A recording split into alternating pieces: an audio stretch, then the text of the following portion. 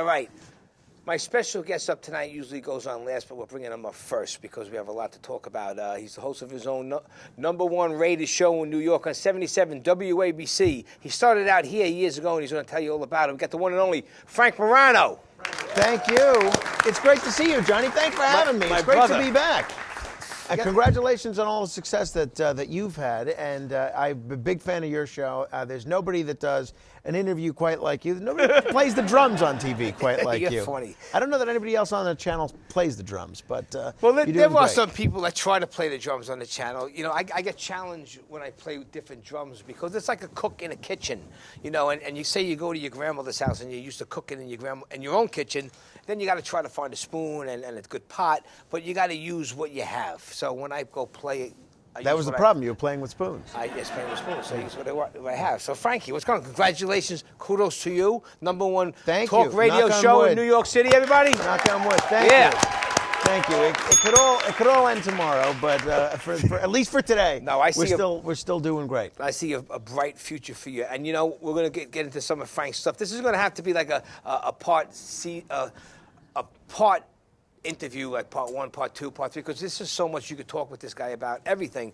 But he started out here in CTV, and Frank, tell us how you came about and found CTV back in the day. You know, I don't remember what was the initial impetus of it. I was always interested in public access television. I think it's a great way, and still think it's a great way, to get your message out, to kind of get the word out about what you're doing to a broader crowd, and to kind of be a good training ground for making your mistakes and doing everything. I've seen how far you've evolved as a broadcaster in the over 2 decades that I've known you. Yeah. And that same can be said for so many people.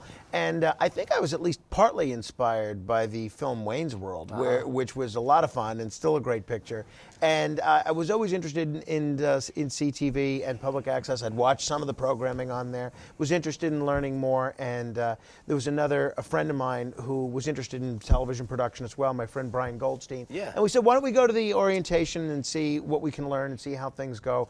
And we went and have not looked back since. We had a great experience. My show was called Morano Vision. Yeah. And, we were on here for about 5 or 6 years and had a lot of fun.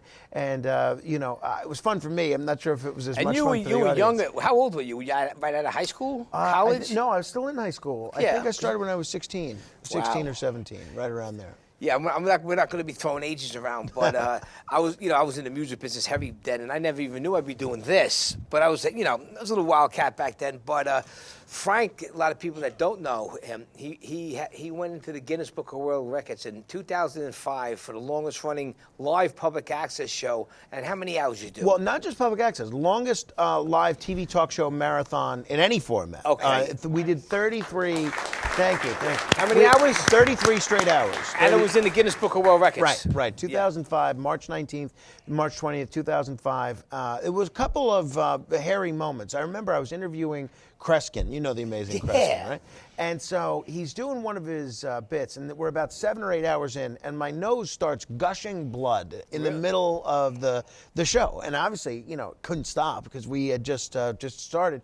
But fortunately, Kreskin is such a good guest. Like so the camera stayed on him for a good 3.5, 4 minutes. Yeah, he could talk. Right, exactly. And he's doing all sorts of tricks and everything while I'm trying to get my nose to stop bleeding. And fortunately, it did stop bleeding, and the show continued. And that record's been broken a bunch of times. I just checked right before we went on air, and the fellow that holds that record now has it. It's 72 hours and 18 minutes. Imagine that. No, I can't. I couldn't imagine 33 hours again. Now, did you sleep in between, or No, did you have no. anybody take over? Like, 'cause I No, know you had no. a lot of guys on. Yeah, no, we did 33 straight hours. I was there in that chair the whole time. Were you doing drinking Colombian coffee, or what were you doing? Not till the very end. Not till the very end. You know what I did? And I've toyed with the idea of trying to do something like this again on radio, but the radio record is something crazy, It's like sick. 80 hours. But what I did was I had given up coffee for about 3 months before the show. Wow. So I hadn't had any coffee for 3 months, and my thinking was that this way, when you finally have that caffeine again, it'll really give you an extra kick. So I didn't have any coffee until about like 24, 25 hours in, right around then. That's great. Yeah, it was a lot of fun, though. A lot of fun. But wide collection of characters. The kind of people that wanted to come on at 2 in the afternoon, very different than the kind of people that were willing to come on at 2 in the morning. So you had everybody, and your friend that I met through you, Joe Franklin, came and supported you. That's right. He was there. I think the record at the time was 30 hours, and he was with us at the moment that we broke the record, and he was terrific. And he was fairly like younger than when he so 2005, 16. So he must have been in his early 70s. You know what? The thing with Joe is, and you knew Joe as well, and you did a great show when he passed away. Thank you. Great That was tribute to him. nice. It's still on YouTube, and people should check it out if they're fans of Joe. But the thing with Joe is, I feel like he was always the exact same age. You know, from the time I'd watch him to the time his TV show ended in '93 to that show in 2005 to when he passed away, I guess about 10 years later. I don't feel like the guy aged. I feel like he was always old. He always sounded the same. He always looked the same, and he really didn't change as far as I could tell. See, like as we were saying before, we could talk forever just on this and all the stories about Joe that you know and whatever. But I know he's long live Joe Franklin, everybody. Absolutely. Totally. Absolutely. He really invented this format. Everything you do, everything I do, really, he was the first pioneer guy. that perfected it. And Joe actually was mentoring Frank and gave him his desk from Channel 9. So that was actually here. And I remember back at the time, I was like, I knew who Joe Franklin was. I was a Johnny Carson guy, but I started liking Joe Franklin once he had the Ramones on. And then the Jay Kyles band. I was like, okay, this guy's pretty cool now, you know? Yeah, and that's the thing is Joe wasn't really considered that hip of a show at the time he had the Jay Giles band on. And the Jay Giles band, you know better than me, at the time they had Centerfold and Freeze Frame. Mm-hmm. That was the #1 band in the country, really, rock and roll band. And so they were willing to come on this local show in the middle of the night just because I think it was Joey Ramone's mother was a big fan of Joe's, and they not only performed Freeze Frame, and this is at a time when they could have gone on any talk show in the whole world, but I don't know if you remember, I think it's still on YouTube, at the end of their song, they went into a pyramid and then got doused with paint. Oh, I didn't know. Yeah, they got doused with paint. The whole studio was covered in paint, and they made sure that it was Martin paint because that was one of Joe's big sponsors. He'd always be sure to say, it ain't just paint. Because when Marky Ramone was here and we brought it up, and we showed a clip of Joe saying, and I mentioned the Ramones, he said, oh, the Ramones, I love the Ramones. Oh, they're going to be on soon. I go, no, only one of them's living. It's okay, you know. But Joe was classic. Like when he walked on, he goes, where should I sit, over here? I go, no, over there. So he starts walking over there. Then he goes, go over here. He goes over here. But he played it off. Yeah, no. Well, that's the thing about Joe is everything was authentic. Everything was authentic. If he made a mistake stayed in the show. I love it. He was great, and such a diverse panel of people. I've really tried to, and I think you do that as well. I mean, I'm on the show today with a great comedian like Jason Allegra or Jason Clareton. He's first time I've ever been on the show with an allergy medicine. It's great. I seen a great talented young comedian, and I said, I got to grab this kid. Yeah, hey, and he's good looking too, so can't take that last comedian you spotted ended up going out with Kim Kardashian for a while. Pete right? Davidson, the guy who forgot my number. We're gonna fast forward a little. And then we're going to go back to how you got the show. So you're a father now, you're married now. Yeah. You got a 10-year-old boy named Carmine. 10 months. 10 months. That's what I meant. Talk about the juggling and the balance and how you... Well, you know, honestly, I'm very lucky. My wife is a saint because, I, as you mentioned, I'm on late at night, 1 to 5 a.m. So a lot of the day I sleep, and my wife works during a big portion of the day. So she really is able to juggle a lot more than I am. She's working. She's dealing with my nocturnal hours. If the baby wakes up at night, she's got to take care of that all on her own because I'm not there.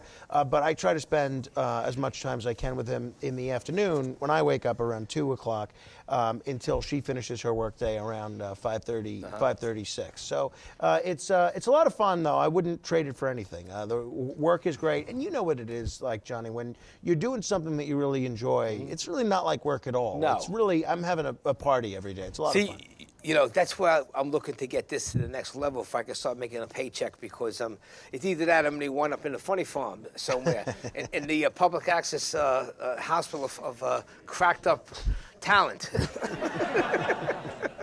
We could come visit me over there. I'll be signing autographs. Well, if you look at a lot of the people Charge that you $5. call themselves media influencers or social media influencers now, a lot of them, I think, could be in a funny farm or something. And apparently these are the biggest stars in the world these days, these folks that do these TikTok videos. A friend of mine, she's one of these TikTok stars, and all she does is she eats food, reviews food, right, and she passes gas in the TikTok. See, video. that's great. That's it. She makes. I saw her the other day. She makes at least $1,000 a week just from these TikTok videos because all these brands want to partner with her. Yeah. Doing a call-in show, Johnny. If there's one thing that can keep you humble, it's having 12 lines of people call simultaneously, I love that. all saying that you have no idea what you're talking about.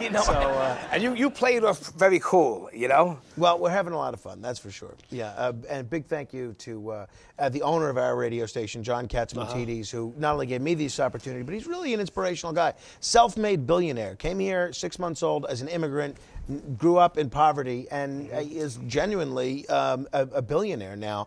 Completely self-made. Didn't inherit anything. Did it all himself. I give him a lot of credit. Those for are the that. ones that make it when they don't have nothing. So how many years is the streamer now? 5 years?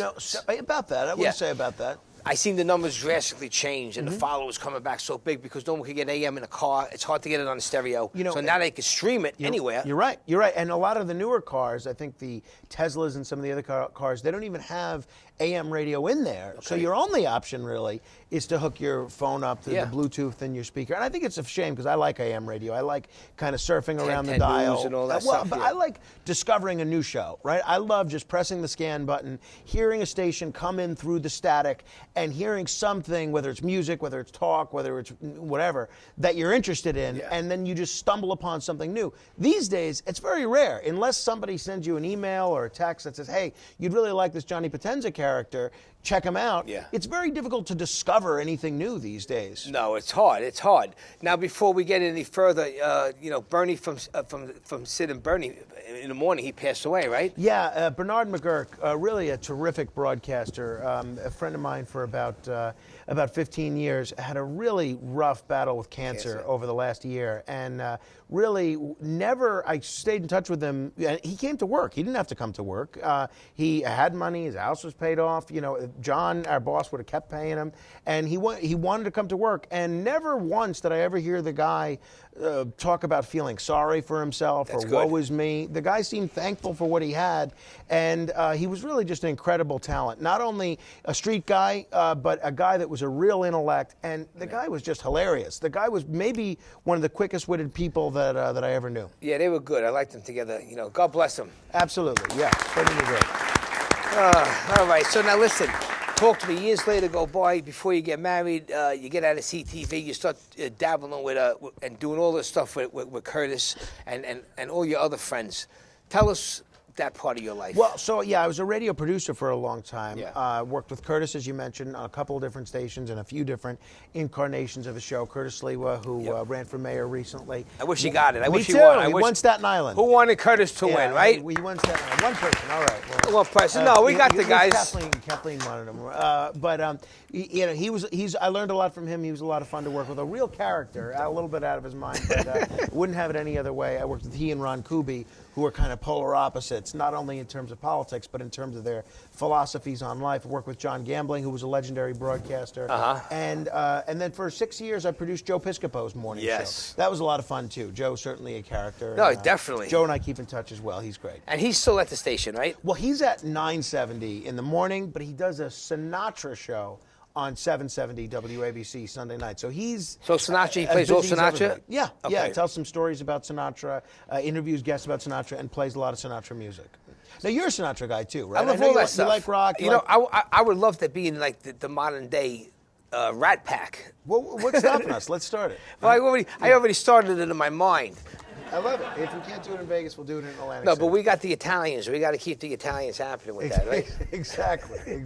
Someone has to be low-key. Someone has to be the wild one. Someone has to be the smart one. I'm not sure Sammy Davis and Joey Bishop were Italian, but they snuck in anyway. Sammy Davis might have been Sicilian. Yeah, they got him in there. So listen, you have a segment on your show. It's called Ask Frank Anything. That's right. Friday morning. Yeah, right? Come on. We get, at least knows. Yeah, We run the gamut. You never know what question you're going to get. One week you might get a question about Superman's, intimate habits with Lois Lane. Yeah. The next, you get a question about welfare reform. You might get a question, boxers or briefs. You might get a question about who was George Wallace's running mate in 1968. You just never know.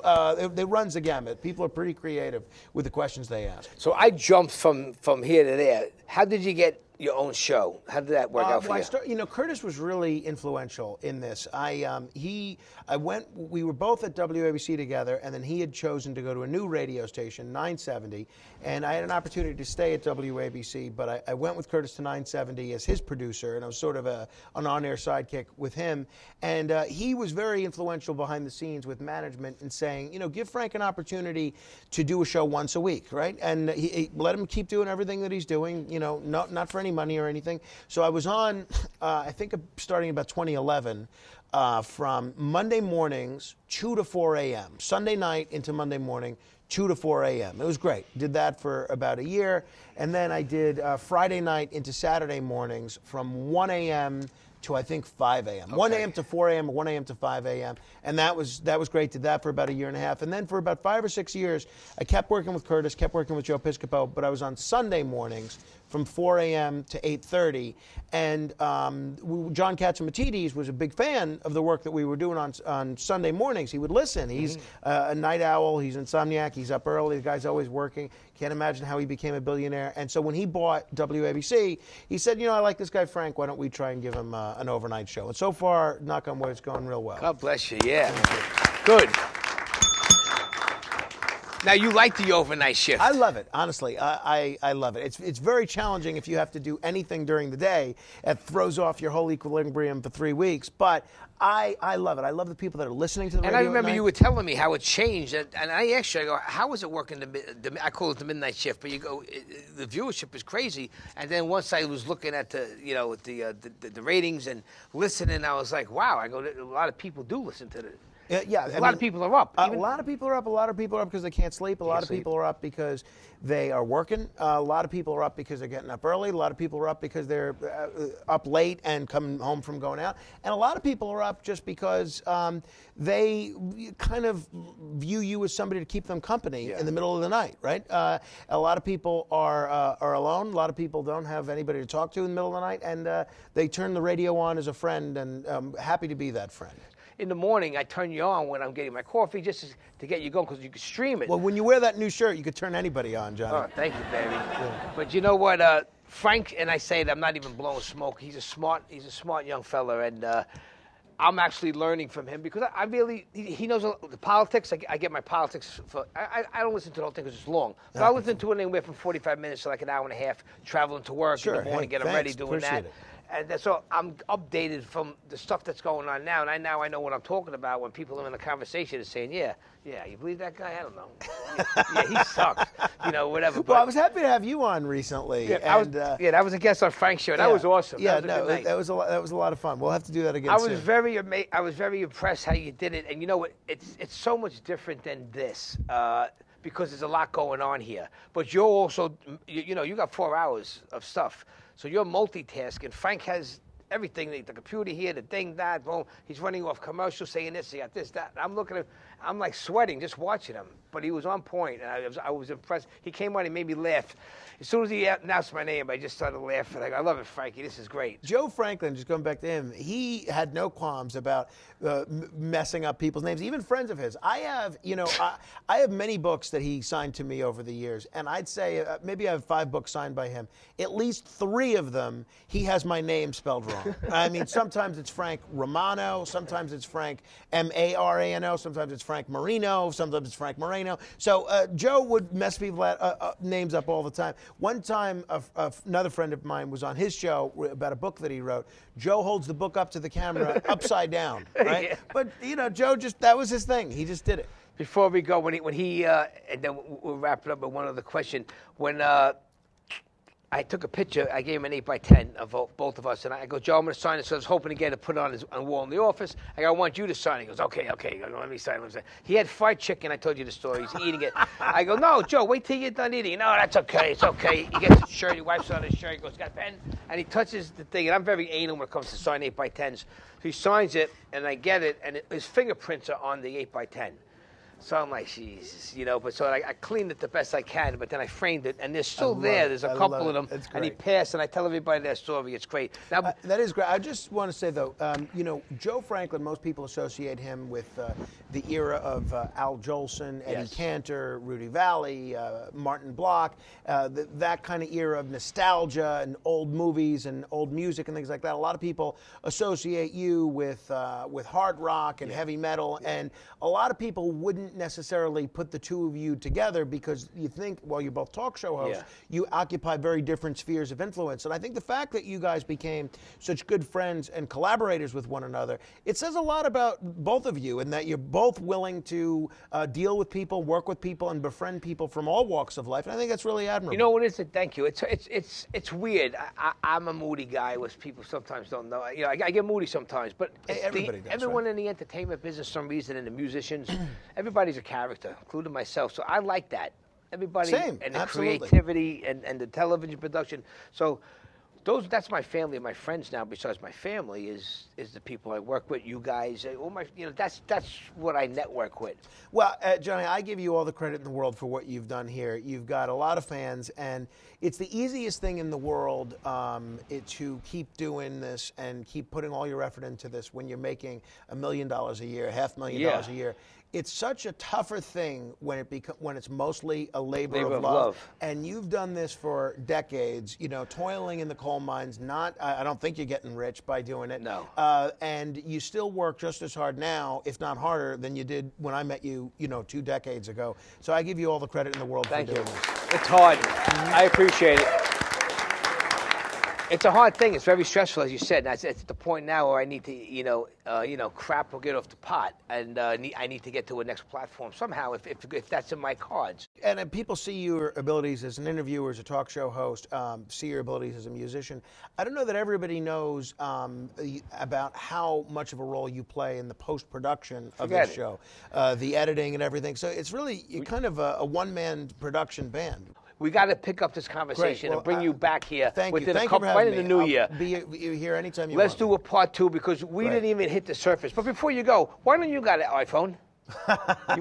You know what? That's right. I stick with. I have a Google Pixel. Right? People don't even know what a Google Pixel is. Right? I asked my cousin-in-law. Actually, she's technically my step cousin, once removed in-law, and I asked her. I was at her house. Do you have a Google Pixel charger? She looked at me as if I had 5 heads. She said, "What is that? Is that a camera? What is that? I never even heard of that." I respect that a lot of people have iPhones. People hand me an iPhone to take a photo or send a text message. I feel like I'm speaking a different language than the rest of the planet. You know what it did initially, and now everybody has iPhones, but initially I couldn't stand the enthusiasm of the Apple people, right? Yeah. It wasn't enough that the Apple people and the iPhone people had to tell you how happy they were with their iPhone. They had to immediately become evangelists to convince you to get an iPhone. What do you mean you don't have an iPhone? You could do this, you could do that. Yeah. You have to get an iPhone. No, I don't want to get an iPhone. So I'm like, that's my way of rebelling. Until recently, I had a pager. Good for you. Listen, to each his own, whatever works for you. You know what I'm saying, Frank? Absolutely. Thank you. But I wish you all the best of luck. Social media, website? Thank you. People can find me at WABCRadio.com. All the podcasts are on there, or FMWABC.com. Twitter, at Frank Morano. Instagram, Morano Vision. Right, great. Frank Morano, everybody. Thank you. Right.